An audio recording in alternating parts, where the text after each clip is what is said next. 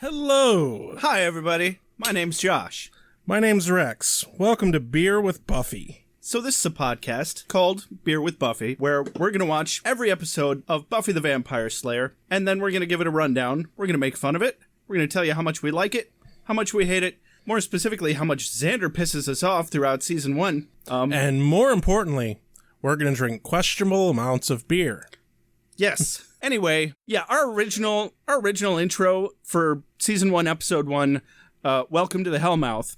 We didn't introduce ourselves. We didn't say the name of the podcast. We didn't say the name of the episode. We said at the same exact time, which I thought was hilarious. And we're still going to play our original. Yeah, we're going to still show the original train wreck here because absolute train wreck. Oh, it's a lovely train wreck. Yes, it is a lovely train wreck. But also, we realized we never said thank you to our fucking excellent composer, Benjamin Alexander. His name on SoundCloud is Mad Music Maker, and he's actually going to be uploading all of the music that you have in this episode onto his SoundCloud channel. So yeah.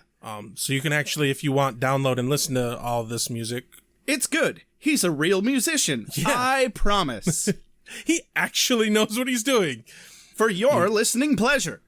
Exactly. Without further ado, Rex, I think it's time. Please enjoy Beer with Buffy. I was told you were coming. A slayer. I'm so stuck. Felt like a cork in a bottle. My ascension is almost at hand. Jeez. I don't like vampires. I'll take a stand and say they're not good. I feel like a cat. It's fucking fantastic. I love that sound. The ice cream bar's this way. All right, Rex. Did you try to think of a title for this? Because I didn't. No. I got fucking nothing. Okay. It's a very elaborate excuse to rewatch Buffy. I like it. I was going to say something along the lines of, let's rip Buffy a new one, but because we like it. So how long has it been since you last watched it? Oh my God, since before college, and so that was probably like 2004 or 5. So, damn, nearly 15 years ago. Yeah, it's been a minute. And I really like that I'm coming back to this and rewatching it after having watched all sorts of other occult-related TV shows like The X-Files, Fringe. I just finished watching all of Supernatural. God damn, that's a lot of show. It is a lot of show.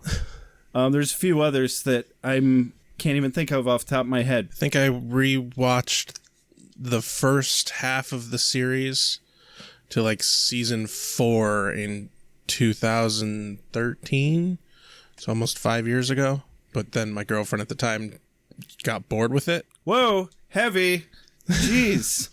Nobody cares about you, Rex. This is about me. What about my needs?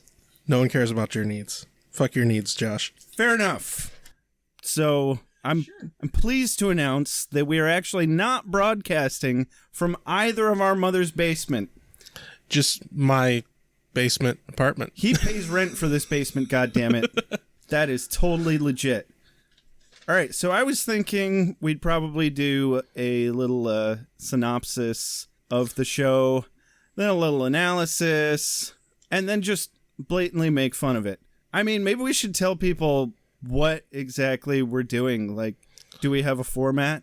Not really. I mean, I think we were just figuring to build this organically, but I don't know. I love the show, and I want to make fun of it because I love the show. Right. And that's all I got. That's great. I was kind of starting from a more of a base level than that. If you want to make something from scratch, first you must build the universe.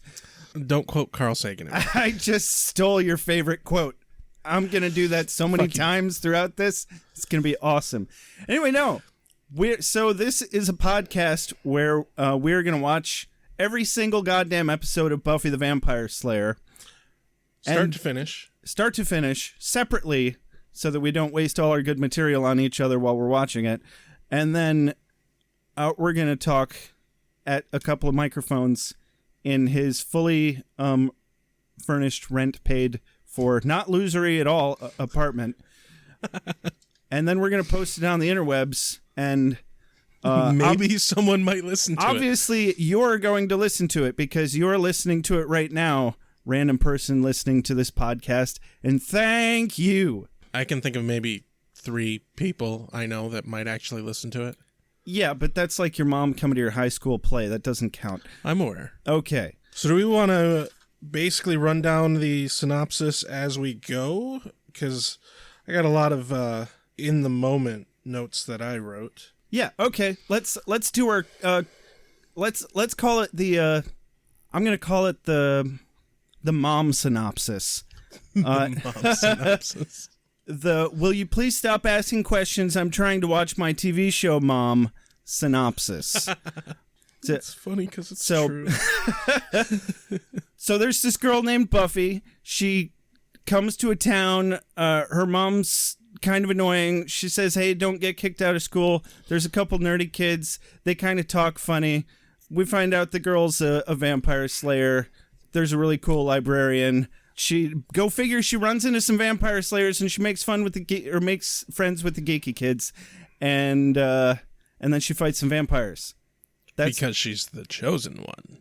Yeah, she is. How's the intro go? Every generation a slayer is born. Yeah. Okay. So for starters, I thought that was hilarious because I think that's one of those things that they cut after the pilot. No. Is that in every episode? That's like several seasons, I believe. Oh my God. You will get so tired of that. Cause You'll get so tired of hearing every generation a slayer is born. Because all I remember, by the time I watched all of the show and then all of Angel was, just the awesome theme song. And I feel like they made a couple revamps of it. I said vamps. And it's just awesome. And then I'm like, wait, where'd they get this cheesy dime store voice actor to be like every year? It's so... Every so often, they choose a slayer, and she slays stuff. And that dude's voice is like minimum wage movie trailer. Yeah, like I personally know better voice actors than that. I'm not saying I'm one of them. I know I'm definitely not one of them. But I'm one of them. I'm not a voice actor. I mean, I don't do the bass voice bullshit. That's I can barely talk without a mic in front of my face. So in the privacy of your own basement. It's fine. Yes. Moving along. Is this for me? I must be ready. I need my strength.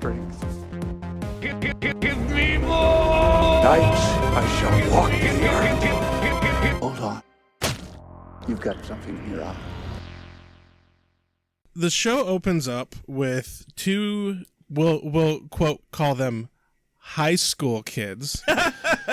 Isn't Willow like 40 when the show starts or something? I can't remember how old Allison Hannigan is, but I know that... I honestly think she's at least in her late 20s, possibly early 30s. Yeah, I know most of the cast is at least early 20s. There are none of them that are actually late teens. So 2 high school kids break into the school, which the first thing I have to ask is, did you ever break into your school? Was that a thing? If you're gonna fucking take a girl out for a good time, is that really the first thing that goes through your head? Like, how small of a town is this? Like, oh my God, let's break into the school. It'd be so awesome, bro. This is a trope that is done so many times on TV shows and movies and shit. Really? Like, I have never heard of anybody actually doing this. Especially, like, why would you take a date there? How is that going to get you laid? Right? Also, spoiler alert, the girl turns out to be a vampire and she kills him. But how is that a good idea either?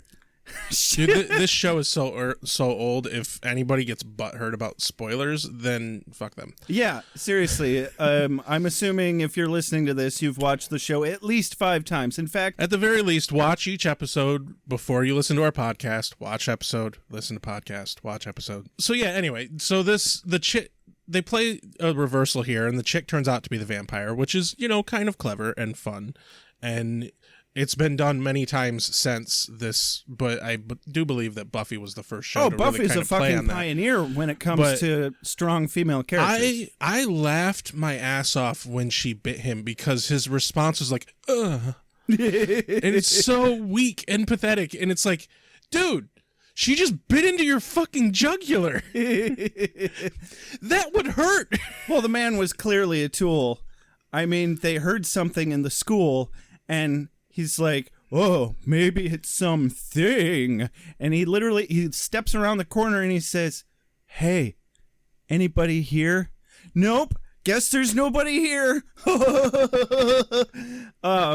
I was so glad. I honestly thought he was the vampire, and they had her be the vampire. Yeah, and then it was a nice change. And I remembered from previous watchings that it was her, or at least I thought it was. And, I happen to be right. See, that's the glorious thing about this is I feel like I'm watching it again for the first time. I hardly remember shit, except for the musical episode, which I'm probably going to mention every single episode I have memorized by heart, and I have since about 2003. We'll do something special for that episode. We'll have to. It's going to be a fucking party, kids. We'll have to do like an extra long episode and like review each song for that episode. Okay, so we've spent way too much time on that bullshit opening scene. So you watched it just a few moments ago. Yep. I watched it like a week and a half ago. Okay. And haven't had time to recap it, so I don't remember where it goes from there. Is it like Buffy waking up? Yeah, Buffy has some dreams, and it's so obvious that it's just little clips from the rest of the season that they've already filmed. Oh, and the over-the-top opening. Oh, yeah. Well, we already made fun of that. So anyway, Buffy has some dreams. Her mom wakes her up. She goes to school. Her mom's a little bit condescending, and I didn't find any of that particularly newsworthy. And then enter Xander. Okay. Fucking Xander. First off, I don't remember him ever riding a skateboard. I think, this might be the only episode where that happens. And the freaking crash he does into the railing, the pratfall, is phenomenal. Oh, that was beautiful. That was beautiful. But one of the things that surprised me, so Xander is shown at first to be this loser. The dude's suave as fuck, though, in just how he speaks. Like, I was a loser in high school, and I couldn't get sentences out on women I thought were attractive. Yeah, no, seriously. And, that's the whole scene of the intro of Xander and Willow and just the back and forth between the characters. It blew me away because as corny as this show, as I remember the show always being, the dialogue is just so fucking good. Oh, yeah. They set a new precedent for just quirky, weird writing. I definitely, I'll bring it up later, but I started keeping track of a few of my favorite quotes from this episode. And I think I want to make that a thing. I'm gonna have a few quotes from every episode, and we're gonna pick a quote of the day, probably one for each of us for each episode. That sounds good. I like that idea. Definitely. But I think my favorite part about this whole interaction is Buffy drops her purse and her steak pops out and lands on the ground, and Xander picks it up. And the steak that you see looks like steak, by the way. Wooden steak that you see looks like it was sharpened by the largest fucking pencil sharpener I've ever seen. And it's dull as fuck. It looked plastic, like she bought it from a Halloween shop. Like, how? She better be super fucking strong to put that into something's chest. But seriously. Also, yeah, I love that they simultaneously introduced Xander as... They clearly want you to think that he's like a cool kid, but then he's a geek at the same time. First of all, I don't know anybody in high school that had the balls to walk up to a new girl that they had hot new girl that they had an instant hard-on for and say anything to them at all, let alone some flubbery that did come out of his mouth. The fact that he was even mildly coherent, right? And within the first 5 minutes of meeting this woman... And I don't remember, are they supposed to be freshmen or oh god, I don't know what grade they're supposed to be in. I don't think they established it. It sounds like they're probably sophomores. I can't remember what season they graduate from high school, but they're I don't they're know. lower classmen at the very least. Uh-huh. And like no one is that fucking articulate and that clever at that age, and still a loser. Like I'm 33 goddamn years old, and I'm barely that articulate. I mean, I don't know how much of an example this is set for you thus far, but if you're still listening, I'm apparently articulate enough. I don't know about Rex. I'm probably not articulate enough. I can carry this show by myself. Yeah, God damn it! Fuck you. No, I need your basement. And I own half the recording equipment. So, let's see here. Oh yeah. Also, Xander, like they wanted him to be cool and a geek, but he's being set up for that character that all the geek guys are supposed to identify with. And, very much so. You know, just from knowing what happens in the rest of the show or having a vague recollection. He's almost like a geek Mary Sue. Well, it turns out to be his thing that he's the one person in the show who doesn't have any special powers. And that is his special power. And I'm like, aw, that's cute. Hey, got your steak. Hey, got your steak.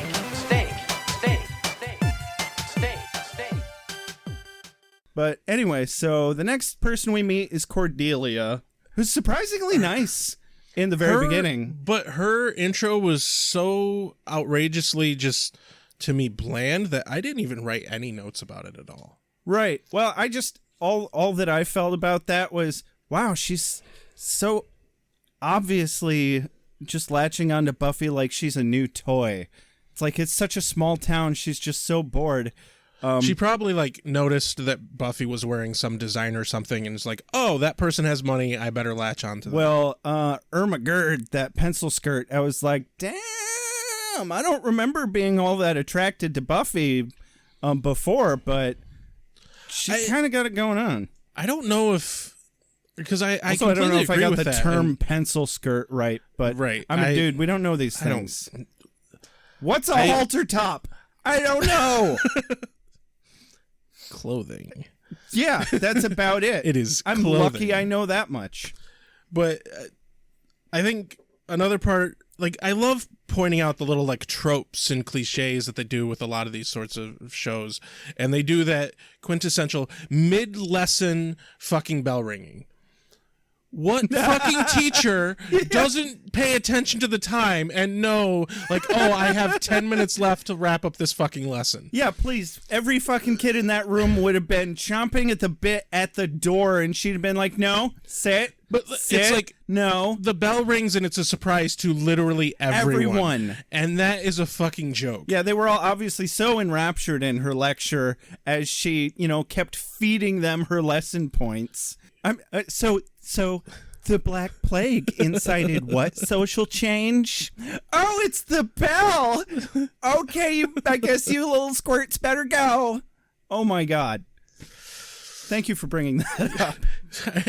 So many teachers that I remember were more of the attitude, not so much the language of, okay, Belle, get the fuck out.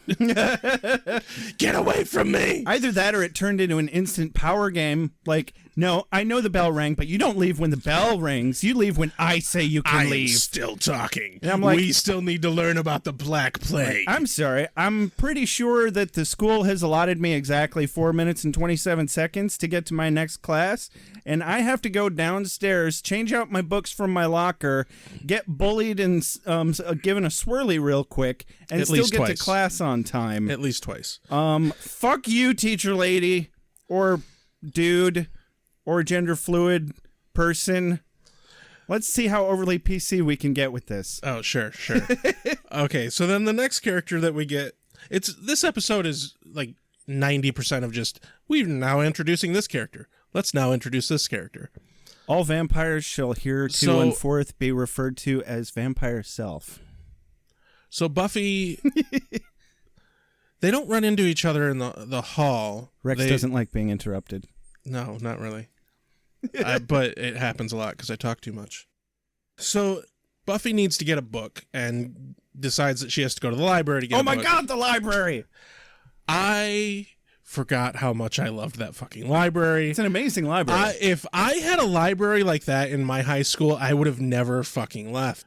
But the two things that struck me as interesting about that library, first off, no school has the kind of budget for that library. Oh my fucking God. Second off, turn on some fucking lights. That's like the dimmest, darkest fucking library ever. It's like, you want a library to give you cataracts and sight problems? Read in the near dark. Yeah. Also, what the hell is the deal with the fact that literally no other students ever go into this library except Xander and Willow? Like, they're unquestionably, they show us different nerds throughout the series, and none of them hang out in that amazing library. Ever. I swear, when she walked in there, it felt like she walked into some underground catacombs. And it was like Hogwarts. How gloriously fucking awkward is the first interaction between Giles and Buffy. And then he's like, I know what you're looking for, and puts down this ridiculous fucking book. He looked so happy. And it's like... He was like an excited big, puppy. Like, big on the cover, it's like, vampire. Vampire. he's like, oh my God, I've been waiting for this day for so long. I get to do this. And he's like, obviously utterly fucking crushed that she's not like giddy to learn about the secrets of the vampire from him. Oh, are you sure that wasn't what you were looking for? Oh dear me. I was also struck at just how outrageously young Anthony Stewart Head is in this. Dude, I'm scared. I'm scared to look it up. I think he's just like such a handsome fucking devil. He's 43, and like he was 43 when they started. They started. Okay, I was starting to think, damn, he may have actually been in his early 30s. But okay, no, but he doesn't look like he's 43. He looks our current age, which is early 30s. That's fair. And I don't know if that's just my perception of people my age is different than my perception was when I was younger of people my age. I just remember thinking, he looked like an adult when I watched it. Exactly. And now I'm like, oh shit. But you figure he's probably almost my age or vice versa in this first episode. But you figure they probably had to be like, oh, we need this guy who's like early mid 40s because all our high school kids are in their 20s. Yeah. So we got to set the bar somehow. He's got to be in his midlife just so he looks like a fucking adult compared to the rest of the adults in this high school. Yeah. I mean, to be fair, Allison Hannigan pulls off a teenager really well, even though she's obviously, like, I was blown away the first time somebody told me that she was like late 20s, early 30s when that show started. She's, especially here in the first episode of the first season, she looks so ridiculously young. Speaking of people who look so ridiculously young in this, what the hell happened to David Boreanaz, Angel? Oh, man. Yeah. Like, he walks in and it's like, you're so skinny. Seriously. It's hard for me to say anything cool or witty or at all. I can usually make a few vowel sounds and then I have to go away. I don't mean to interrupt your downward mobility. Yeah, you're the Slayer and we're like the Slayerettes. Oh, please. From there, they cut to the women's locker room, where a student finds the dead body of the dude that the chick vampire killed. Uh-huh.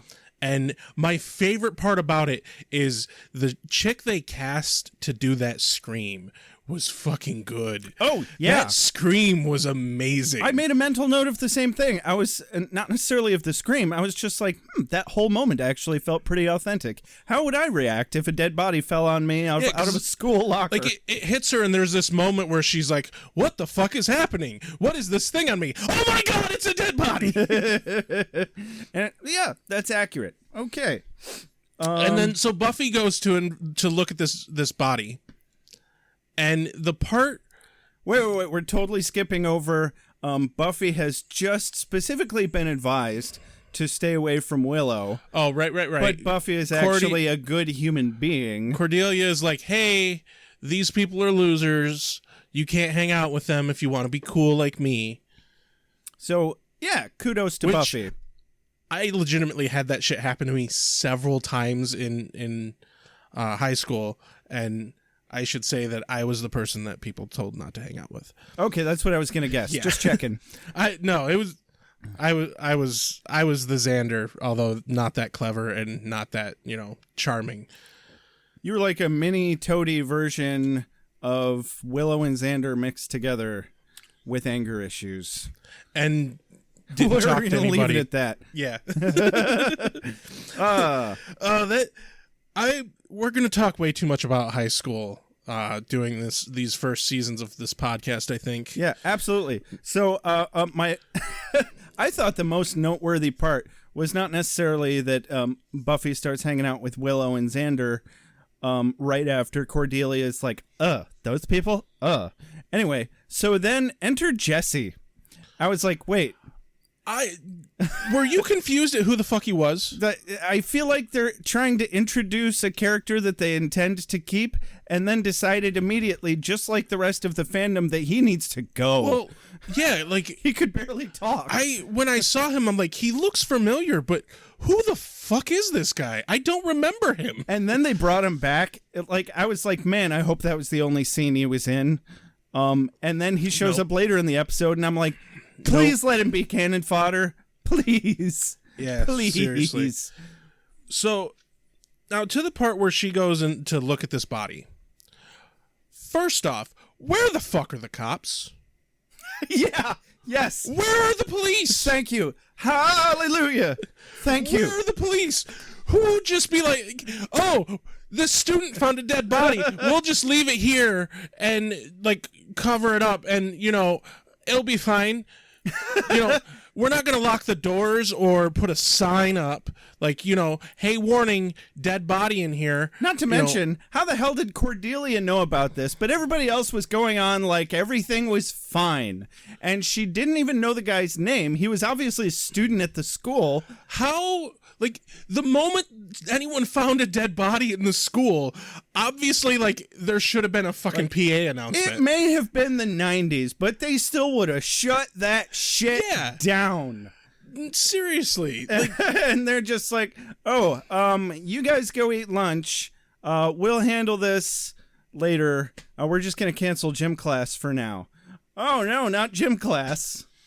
So in the interactions that we get about Buffy reluctantly wanting to be the Slayer, she doesn't want to be the Slayer, she's upset about having to be the Slayer, and they give these hints about what happened in LA, and that she set the gym on fire and whatnot. And so here's my question: she obviously knows all the bullshit of every generation a Slayer is born, all the just tripe that obviously Giles is so nerd giddy to tell her about. Where did she learn this? Do you remember the movie that came out years before this? I try not to. But was that canonical? Is this show supposed to take place after that movie? We could probably solve that argument with one Google search that we probably should have done before we started. I don't want to Google anything on this show. Me either. Just fucking wing it. All right. You guys let us know. Or we'll figure it out before the next episode. We don't really care. We're going crazy here. And then, of course, Xander, which we mixed the order of some things, but then Xander happens to be in the library when her and Giles are talking about vampires and all that shit, and he's like, oh my god, what is this? But he immediately takes it seriously. He immediately just assumes that what he is witnessing, as far as these two people talking about fucking supernatural beings, is just true. Oh, Xander does? Yeah. Well, I don't know about that, because later at the Bronze, he's like, no, I know you think you're the Slayer. And then she cuts him off, and she's like, yeah, I have big girl panties to pull up. Excuse me. That is true. So it's very inconsistent in that regard. You're right. But, I mean, if I had to describe this episode, not necessarily the whole series, but this episode in one word, consistent would not be it. Yeah, obviously they haven't yet found their full tone for the show. Yeah. I mean, it is the pilot. What do you expect?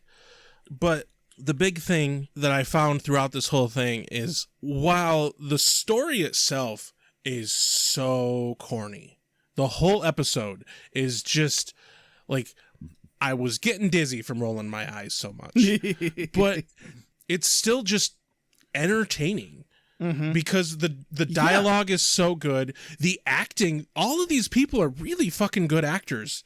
They are, actually. And like, especially, it actually stands up yeah, to the test of time. The story itself is so corny, and the setting comes off as so corny, but it's obvious that there's a bit of that corniness that they just were going for.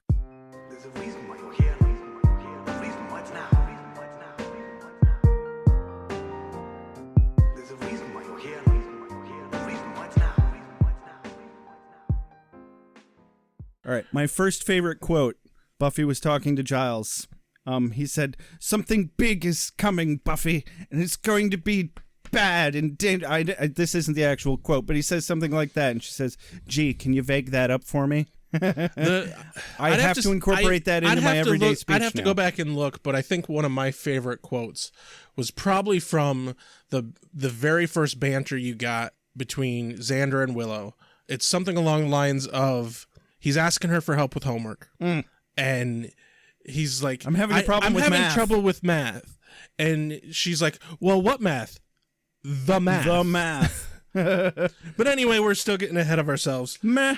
So they find out about the bronze, and so Buffy decides to go to the bronze. Oh, fuck me, the bronze. And this is where we get the just ridiculous Angel intro.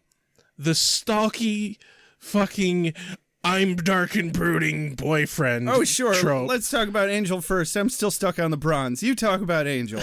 So, I don't know if it's just the way it was written, but I don't feel any chemistry between them yet.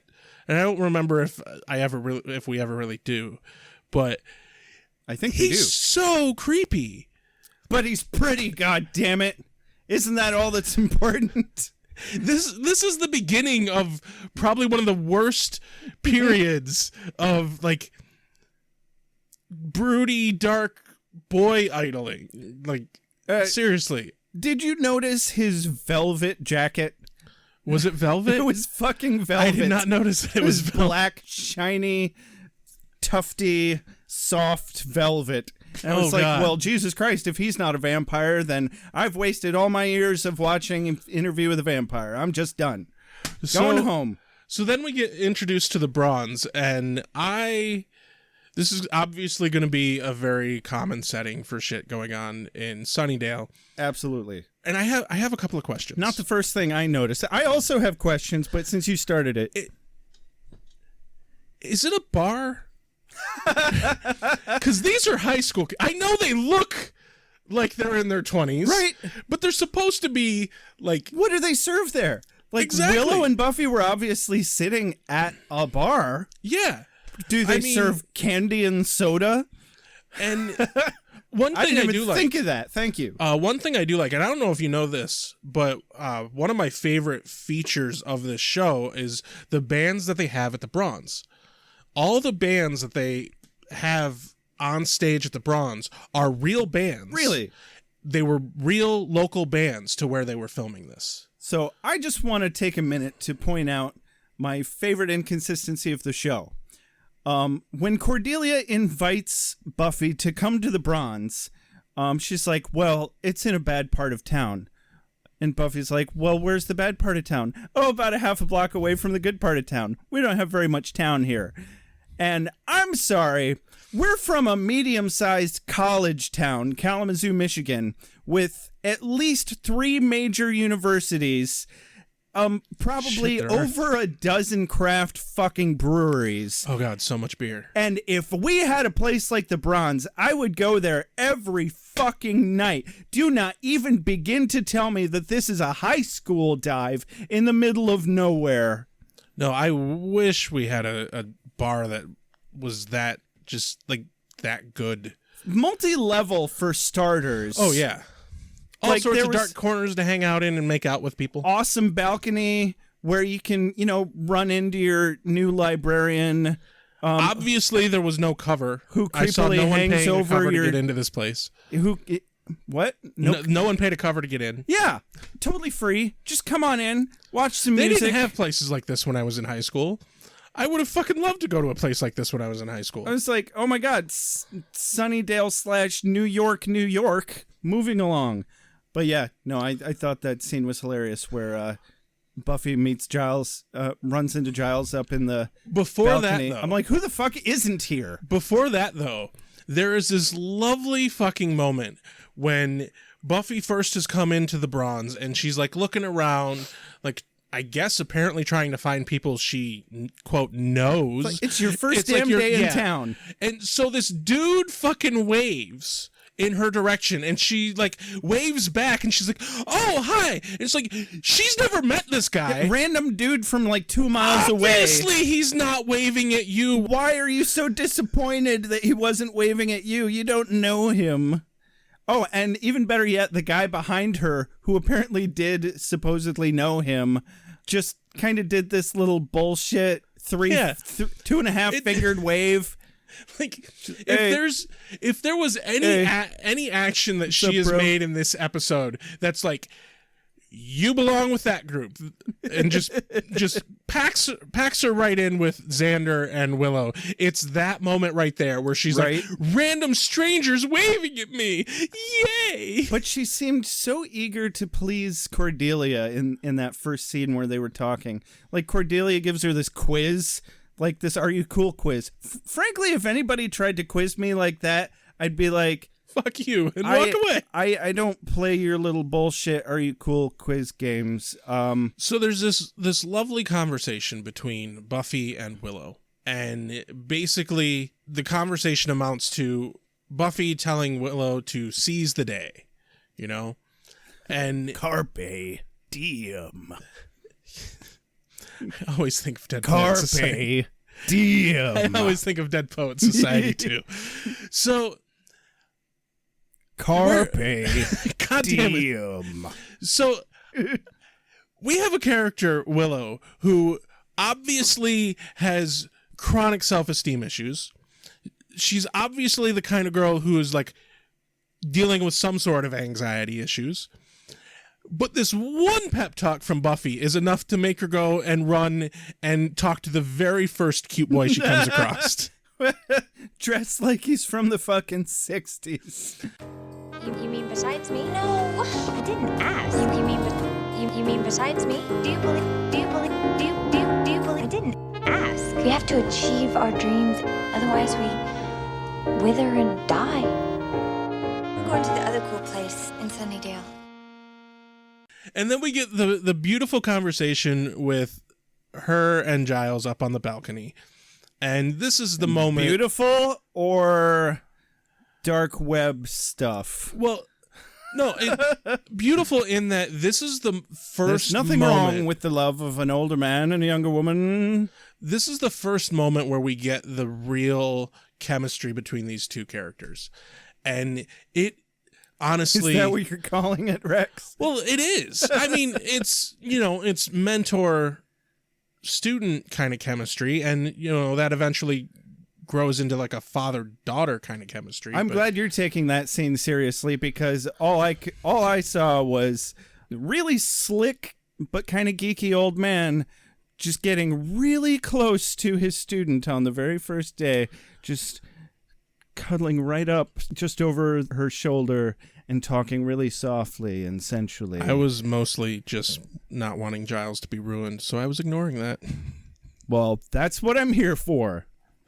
To ruin a little bit of your childhood every day. I will say this for the record. Giles is hands down my favorite character of the entire series. Oh, he's fucking fantastic. I really have nothing bad to say about Giles ever. But the chemistry between them is pretty damn good, and I just love the back and forth banter between them, where she's a reluctant student and he's desperately wanting to teach her, but you can tell that he desperately wants to teach her, not just because it's his job, but because he wants her to do good and be safe while doing good. own your destiny. Well, right, but there's a great little seed here of the mentor relationship that they are going to grow into, and I was really pleased to see just that little inkling of that this early in the show. I was expecting the interactions to be so much more awkward than they were. Yeah.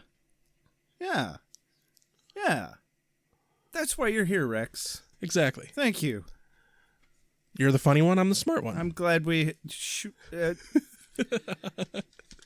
That's not true. So at this moment, Buffy spots the vampire in the place, and much to Giles' chagrin, she does it. Chagrin. Wow, you really are the smart one. Much to Giles' chagrin, she does it in a way that is just unconventional and uses his clothes and her Valley Girl sense to gauge that he's a vampire. And oh no, the girl that this vampire is hitting on is Willow. I love that Buffy didn't give a shit at all until Right, she noticed till that it's it was Willow. It's like, oh, it's some random chick gonna be eaten, but fuck her. Oh, there's a vampire. Oh no, it's my friend that I met for a day. Oh my god. How does she not get downstairs and out the door in time to see where they go? I don't know. She kind of, they dragged that out. It was like, what the fuck is going on?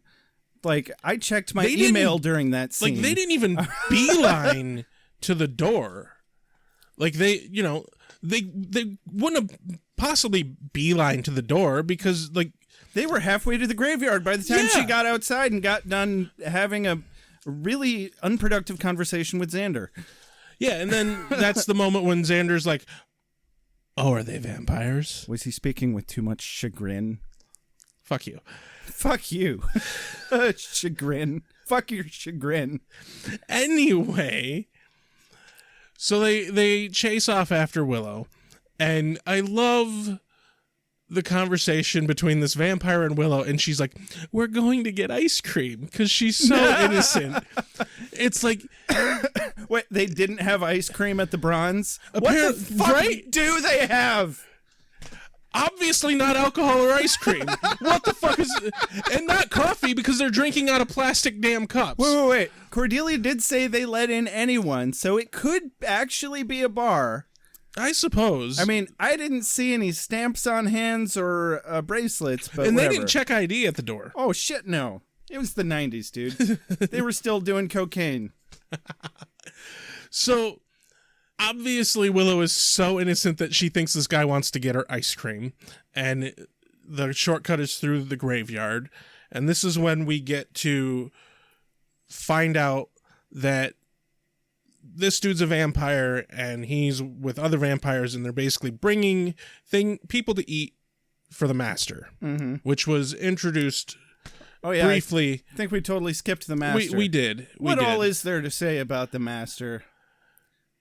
Super over the top, pseudo religious ritual. Oh, I see. We're suddenly establishing a villain who's inexplicably underground with this guy that looks like Jaws from... He does look like Jaws. From that one movie with 007. And his name's what? Luke? Is it Luke? What? You know what? I was going to ask you because I can't remember either. I think his name is Luke. That's how good of a character he is, everybody. Neither of us can remember his name. He looks like Joe the Vampire. His teeth look like he bought them from a Halloween shop. Very much so. Either that or he's got the most prominent lips and gums I've ever seen. He is a big dude, He's a big fucking dude. Big dude. Especially when we get... So Buffy confronts the vampires, and we get... Jesse gets brought back. Yeah. By... What is that chick vampire's name? Darla. Darla. Who reminds me of a 40s actress, by the way. She's a vampire. She could have been a 40s actress. Right? We don't know. We don't get too much of her backstory. Like when she does the reveal that she's a vampire, I mean, we already knew she was a vampire, but when she actually does the morph of the face, she's like, oh, you're not going anywhere until we've fed And it's just so damn cheesy. Like I can't recreate it. Obviously, it's such a it is not a good green screen effect. But better than I could do in the 90s. It holds up. It actually it's not fucking awful. It tricks the mind well enough to keep you immersed, and you know what? That's all I really care about. So before we get to talk about the fight scene, I think both Josh and I need to refuel our beers. So I'm going to do that. Hey, got your steak. Hey, got your steak.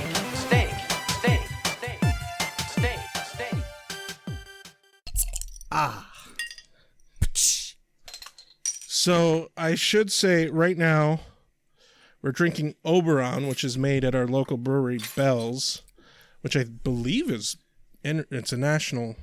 Oh, it's international. Internationally. Dude, Oberon or Two Hearted, which is also by Bell's, has been voted the world's #1 beer. All right, this isn't a podcast about beer. It's not a sponsor. It is not a sponsor thing. We just happen to be we're from going to talk about the beer we drink. We just happen to be from the city where Oberon is brewed. Yeah. And we take it for granted entirely. But we're also the only city in the United States that doesn't get it year round. Yes. Which is bullshit. I completely agree.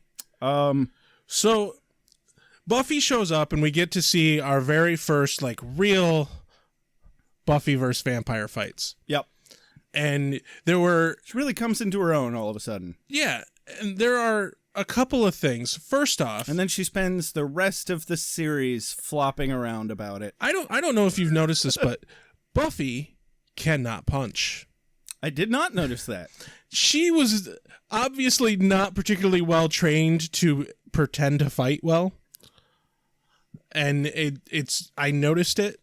And there's a couple of times during the fight where I'm like, oh, look, a stunt double. Really? Especially when she's thrown by Luke. I mean, to be fair, she became the Slayer by a strange woman lying in a pond distributing swords. So, I mean, she doesn't need to have any sort of stylistic ability to fight.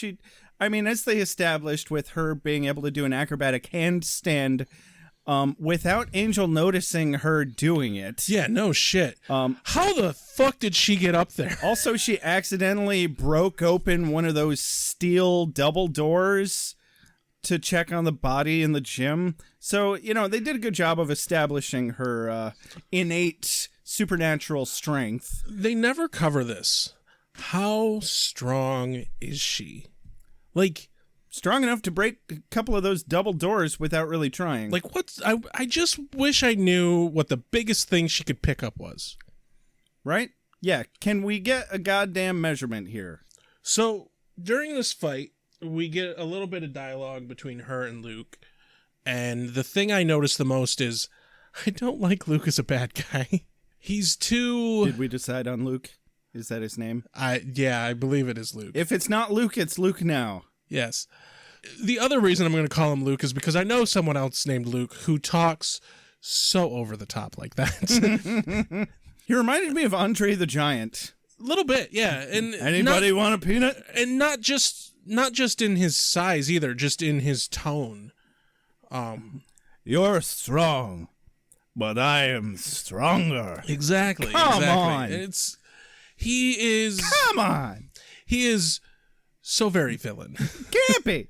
From the consulate, right? But if you can name my quotes, I will do absolutely nothing to compensate you, but I will find it hilarious. So we get a to be continued, which they fight. In watching this, I did not remember that it was a 2-part beginning of the show. Yeah, me either. And it makes me wonder if they aired it back to back or because if you really stop and think about it, a to be continued on the pilot is ballsy. Right? Is so ballsy. That's a good point. That is so ballsy. All I know is I tried to sell the first season of Buffy the Vampire Slayer DVD set to a secondhand DVD and game shop, and they wouldn't take it. And I was like, why not? It's Buffy the Vampire Slayer. And they turned and pointed at the wall where they had 20 of them lined up, specifically just season 1. Season 1, I imagine we'll say this again, but it's not great. It's not the best. So, what are you? But it hooked Josh, enough what are people your- to squeeze another 7 seasons and a spinoff. Oh God, yeah. It picks up speed. Is this from me? I must be ready. I need my strength. Give me more! Night I shall walk the earth. Hold on. You've got something in your eye. So, Josh, what were your main thoughts coming out of the episode? Don't put me on the spot. Fuck you. What were your main thoughts of coming out of the episode? My main thoughts coming out of the episode were, fuck you. What was that word again? I want to say chicanery. Chagrin. Shigoiblin. Chagrin. As promised, everybody, Sheboygan. I am a little drunker than when we started. Very much so. My thoughts coming out of the episode were, boy, I hope they still manage to kill off Jesse next episode. He's definitely, he's being fed to the master. Right. I actually kind of wonder how Buffy's going to get out of that coffin that he knocked her into. Yeah. And now he leaps in on top of her. And that was actually a really good job they did with the suspense before he did that. I do have a question of what was his motive there? Like, what did he, like, duck down and be like, this is going to be so good. Right? I'm going to love this. I'm just going to wait until she starts to get up. I mean, when you're old as he is, you got to have a little fun. I suppose so. Moving along. What were your thoughts coming out of this episode, Rex? It was simultaneously better and worse than I remembered it. I can get on board with that. Like, it is, the story itself is so corny, and it's so, like, here's a scene where we're going to introduce this character. Now we're going to introduce this character. Now we're going to introduce this character. Now we're going to introduce this character over and over again. But the little snippets of verbal interaction between these characters just, it hints at the writing to come. Right.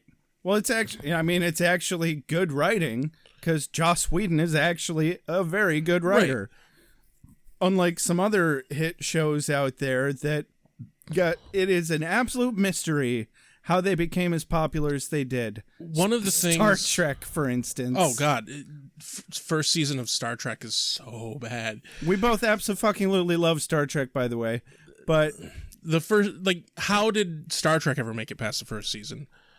It was a flop for like 20 years and then somehow got one of the popular things again. I know about this show, the reason this show even existed was Fox had like a mid-season cancellation or something, and they basically just, like, Joss was on the payroll for some reason, and they're like, Joss, we need a show to just fill this dumb slot that we don't give a shit about. Make anything. And so Josh... Oh, it was a different show that had a mid-season cancellation. Yeah, exactly. So Joss decided that he was just going to fucking do his passion project, which he had actually gotten the Buffy the Vampire I'm movie nodding made. meaningfully, by the way. He had gotten the movie made, but he had wanted to do more with the idea, the concept of the high school Valley Girl cheerleader is the superhero. And the big thing that I love about this, even in this one episode, the women that he's written are just, they're solid characters already. And there's no lacking of screen time between them and the male characters. When the male characters are on screen, they are still the same the females are the same characters that they are supposed to be. I think one of my favorite snippets of a Joss Whedon interview that ever happened was one where somebody says, "Oh, why do you always like to write strong female characters?" And his answer was somewhere along the lines of, "As long as people still feel the need to ask me that question, I will continue to write them." Right. He very much works from a standpoint of, I'm not writing strong female characters.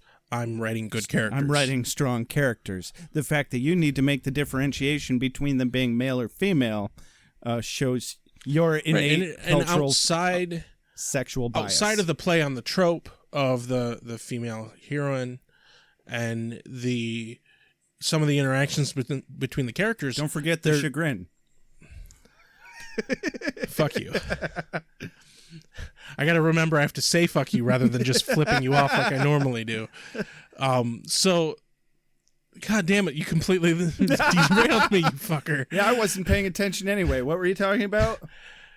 We might have to pause the recording. The characters' genders don't really play into their interactions so much. I mean, yeah, obviously Xander hits on Buffy some, and Jesse hits on Cordelia way too much. Way too much. Creepy. Jesse's creepy. In the moment he started being creepy, I'm like, that fucker needs to die. He's gonna die.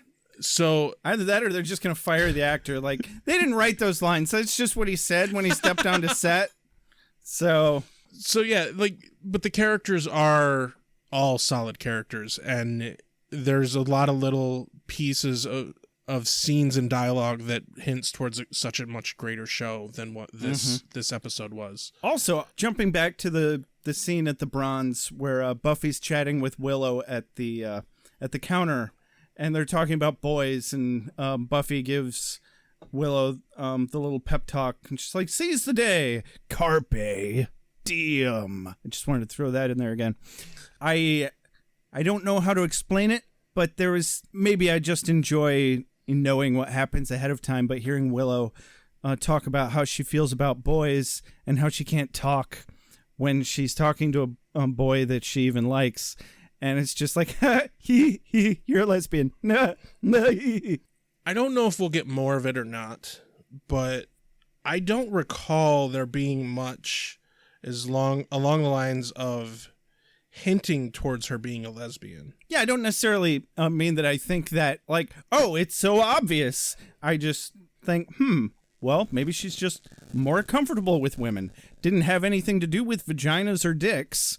But yeah, it was just interesting to go back and see that part of a character, knowing how that character grows and progresses later in the series. So the next episode coming up is described as Buffy and her friends encounter a powerful vampire bent on opening a portal to the dimension inhabited by demons. I like portals. Which is a very funny way of saying the Hellmouth, because it's Amazon and apparently they can't say hell in the description of the episode. It's obviously an analogy for vaginas, Rex. I don't think it is, Josh. Where do the vaginas begin?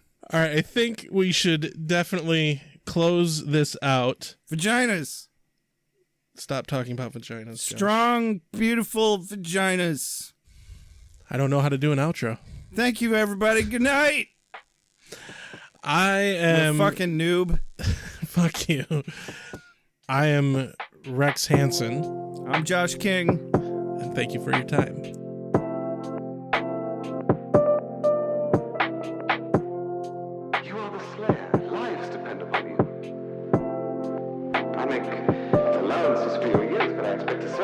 Responsibility, and instead of which you enslave yourself to this cult. You don't like the color?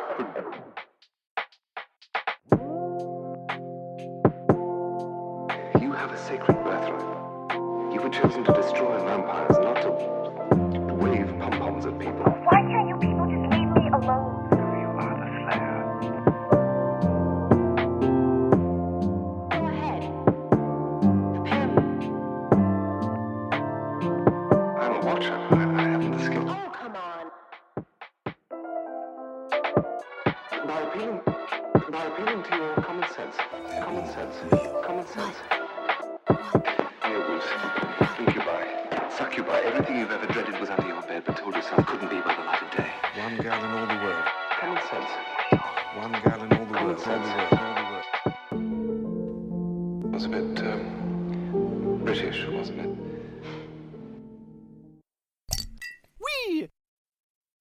Wait, what have we done? Why are we watching this?